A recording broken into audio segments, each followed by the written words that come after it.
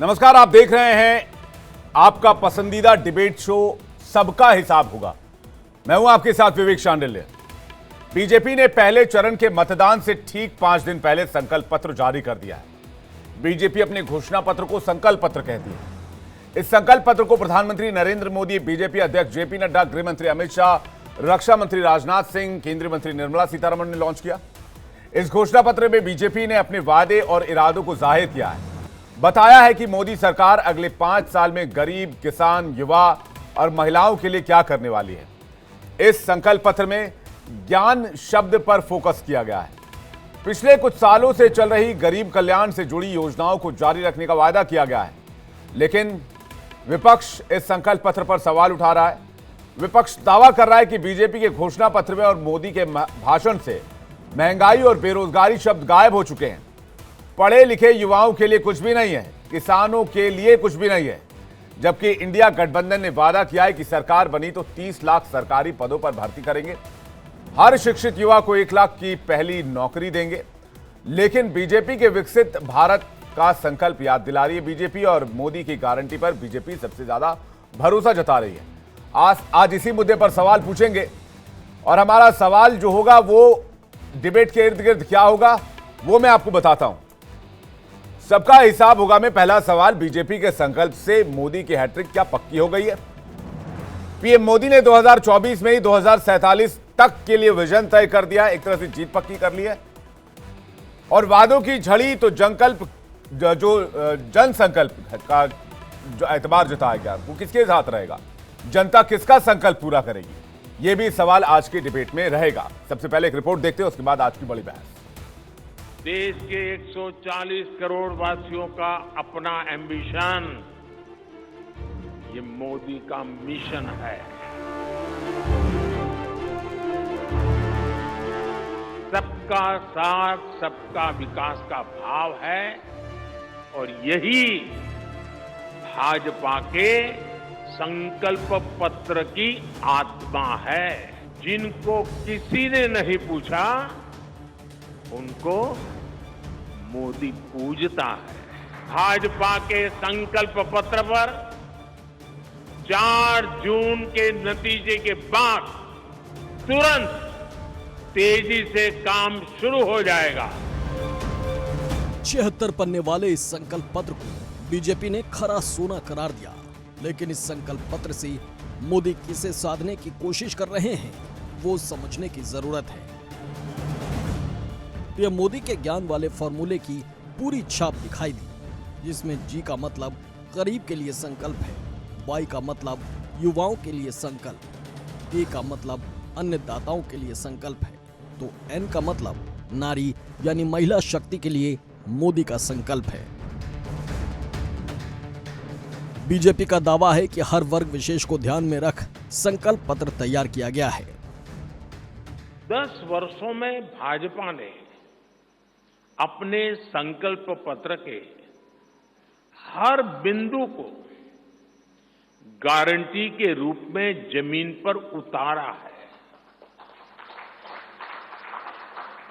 भाजपा ने मैनिफेस्टो की सूचिता को फिर स्थापित किया है। ये संकल्प पत्र विकसित भारत के 4 मजबूत स्तंभ, युवा शक्ति, नारी शक्ति, गरीब, किसान, इन सभी को सशक्त करता है। झूठ बोलो और इतनी जोर से बोलो और बार बार बोलो कि लोगों को लगे आप सच बोल रहे हैं। मोदी जी को लगता है वो ये गलती करने लगे हैं 10 साल बाद, वो देश की जनता को बेवकूफ समझने लगे हैं। अपने मैनिफेस्टो में भाजपा ने कहा हमने 25 करोड़ लोगों को गरीबी की सीमा रेखा से निकाला और आईएमएफ को इस पर जोड़ दिया। आपका यह दावा पूरी तरह से खोखला है। आपके ये दावे के पीछे नीति आयोग की एक रिपोर्ट है जिसकी किसी थर्ड पार्टी ने, IMF, world bank, Oxford university, किसी थर्ड पार्टी ने इसकी पुष्टि नहीं की है। जॉब्स डाला, आप भी डालिएगा पीडीएफ में, 2 बार आता है उसका जिक्र। महज 2 बार जॉब्स का जिक्र है उस देश में जहां पर बेरोजगारी सबसे विकराल समस्या है। कंपेयर करिए हमारे मैनिफेस्टो से। हम 30 लाख सरकारी नौकरियों की बात करते हैं। हम 1 साल के लिए ग्रेजुएट और डिग्री होल्डर्स को स्टाइपेंड देने की बात करते हैं 1 लाख रुपए का। वैसे बीजेपी संकल्प पत्र के जरिए अपने चुनावी वादों को जनता के बीच रख रही है, जिसका इंतजार लंबे समय से हर किसी को था। संकल्प पत्र के मुताबिक गरीबों को 3 करोड़ घर दिए जाएंगे। 70 साल से ऊपर के बुजुर्गों के लिए 5 लाख रुपए तक का मुफ्त इलाज, 80% सस्ती दवाइयों की सौगात, मुफ्त राशन, पानी, गैस कनेक्शन, पीएम सूर्य घर से 0 बिजली बिल जैसे वादे शामिल हैं। संकल्प पत्र से किसानों को भी साधने की कोशिश है। बीजेपी का दावा है कि कृषि इंफ्रास्ट्रक्चर का विकास, किसान सम्मान निधि बढ़ाना और श्री अन्न को सुपर फूड बनाने का संकल्प लिया गया है।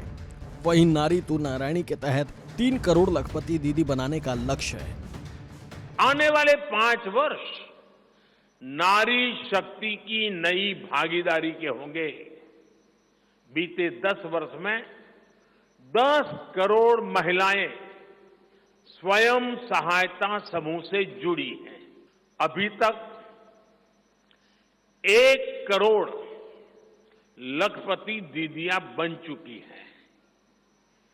अब मोदी ने 3 करोड़ बहनों को लखपति दीदी बनाने की गारंटी दी है। कहते हैं महिलाओं को लखपति दीदी बना रहे हैं। कहां है ये लखपति दीदियां? जिन महिलाओं को आटे दही पर जीएसटी देना पड़ रहा है, जिनको खाने का इन्फ्लेशन 8.5% जूझना पड़ रहा है, जिनकी कमर तोड़ रहे हैं आप महंगाई से, कहां है उनके लिए कोई राहत? कहां है महिलाओं के लिए बात? हम क्या कहते हैं? हम कहते हैं गरीब महिलाओं को हम 1 लाख रुपए सालाना देंगे और साथ साथ नई सरकारी नौकरियों में 50% आरक्षण देश की आधी आबादी को देंगे। इन वादों और इरादों के साथ 4 जून को नतीजे आएंगे। देखना होगा कि बीजेपी के लिए ये संकल्प पत्र संजीवनी साबित होगा, क्योंकि कांग्रेस भी अपने घोषणा पत्र के साथ जनता के बीच खड़ी है, जिसमें बेरोजगारी, युवा, किसान और महिलाओं को साधने की कोशिश की गई। ऐसे में ये चुनाव एनडीए वर्सेज इंडिया गठबंधन वाला है। देखना है कि जनता किसके साथ जाती है। Bureau report, India daily live. बातचीत करने के लिए मेहमान का एक बड़ा पैनल हमारे साथ मौजूद है। यश श्रीवास्तव, प्रवक्ता कांग्रेस पार्टी, हमारे साथ जुड़े हैं। प्रेम कुमार, वरिष्ठ पत्रकार, हमारे साथ जुड़े हैं। कपिल श्रीवास्तव, प्रवक्ता समाजवादी पार्टी, हमारे साथ जुड़े हैं। आलोक वत्स, राजनीतिक विश्लेषक, हमारे साथ जुड़े हैं। रोहित अग्रवाल, प्रवक्ता आरएलडी, हमारे साथ जुड़ रहे हैं। और Abhay Kumar, political data analyst हैं, जो बताएंगे कि बीजेपी का ग्राफ साल दर साल कैसे बढ़ा है और 2024 में क्या वो पैटर्न फॉलो हो सकता है। 2024 के चुनाव में क्या बीजेपी को फायदा हो सकता है, वो अभय उसकी जानकारी देंगे। मैं अभय के पास भी चलूंगा, लेकिन यश, आज शुरुआत आपसे करते हैं। चूंकि आपने न्याय पत्र पहले दिया था, न्याय पत्र में आपने तमाम बातें कही थी, चाहे वो रोजगार को लेकर हो, चाहे वो अलग अलग मुद्दों को लेकर हो, चाहे वो केंद्रीय एजेंसियों के दुरुपयोग का मामला हो, जो आरोप विपक्ष लगातार करता है। लेकिन आज जो मैनिफेस्टो, जो संकल्प पत्र बीजेपी ने जारी किया है, उसे बीजेपी कह रही है कि वो विजन है। दरअसल बेसिक इंफ्रास्ट्रक्चर को और मजबूत करने का एक और जरिया है। तो इस मैनिफेस्टो में उन चीजों पर फोकस किया गया है जिसकी बात प्रधानमंत्री करते हैं: ज्ञान, गरीब, नारी, अन्नदाता और युवा। तो इसमें और आपके मैनिफेस्टो में क्या फर्क है यश? विवेक जी, फर्क ये है कि हमारा मैनिफेस्टो बनाने के लिए मैनिफेस्टो कमेटी का गठन दिसंबर 2023 में हुआ था। उसके बाद अप्रैल में आके मैनिफेस्टो हमने फिर भी बीजेपी से पहले हमने लॉन्च किया है। और इस मैनिफेस्टो में हमने अपने मन की फेंकी नहीं है कि कुछ भी उठा के लिख दो, बस डिक्शनरी उठाओ, भारी भारी शब्द ढूंढो जिनकी तुकबंदी पहले से ही सोशल मीडिया पे फैली हुई है और उठा के चेप दो। ये नहीं किया है हमने दोनों यात्राओं में और उसके अलावा भी हमारे हजारों लाखों कार्यकर्ताओं ने जमीन से लोगों की बातें सुनी, उनके मन की बात सुनी, जन की बात सुनी, और उसके दम पे हमने देश को अपने मैनिफेस्टो में वो दिया है जिसकी जरूरत है। इनके मैनिफेस्टो में जो मैं आपको फर्क बता रहा हूं वो ये है कि ऐसी बहुत सारी बातें हैं जिनका इंतजार शायद आप 2014 के समय से कर रहे हैं कि शायद वो सुबह कभी आएगी, और ऐसी बातें हैं जिनका कोई मतलब नहीं है। एक कारण कुछ ना कुछ होगा ना विवेक जी, कि सोशल मीडिया सवेरे से ब्लैंक पेज की फोटो डाल रहा है, बीजेपी मैनिफेस्टो हैशटैग लगा के। इन्होंने जॉब, काम, रोजगार, एम्प्लॉयमेंट, वर्क कुछ नहीं सोचा है। गरीब के लिए क्या सोचा है? लखपति दीदी, एक दीदी बनाई थी उनने पश्चिम बंगाल में, उन्होंने बड़ा एहसान किया था। अब ये 3 करोड़ दीदियां बनाएंगे। मणिपुर की दीदियों के बारे में आज तक नहीं सोच सके हैं। क्या बात कर रहे हैं? 3 बुलेट ट्रेन और चलाएंगे। 1 बुलेट ट्रेन आज तक पूरी नहीं हुई है। जापान जिसने वो लोन दिया उसका इंटरेस्ट अब खत्म हो चुका है प्रोजेक्ट में से। हाँ, पैसे का इंटरेस्ट भारत की जनता लगातार भर रही है। ये 3 और चलाने के चक्कर में है। इनका जो रेलवे इंफ्रास्ट्रक्चर है उसका नतीजा हम उड़ीसा में देख चुके हैं, लेकिन ये नहीं सीखे। तो रोज नया सपना दिखाना और पीछे का काम बर्बाद करते जाना, ये देश चलाने की नीति नहीं है। ये मैनिफेस्टो नहीं है, ये एक वार्निंग का साइन है कि यदि आपने अभी भी इनके जुमलों पर भरोसा किया, आप, मैं, सब मिला के, आखिर हम भी नागरिक हैं, यदि आपने आज इनके जुमलों पर भरोसा किया तो आप विजन देखते जाइएगा और देश बर्बाद होता जाएगा। ये लेकिन यश, एक बात बताइए, आप लोगों ने भी अपनी मैनिफेस्टो में कहा है कि 1 लाख रुपए महिलाओं को देंगे, हर गृहिणी को देंगे। आप लोगों ने कहा युवाओं को स्टाइपेंड देंगे।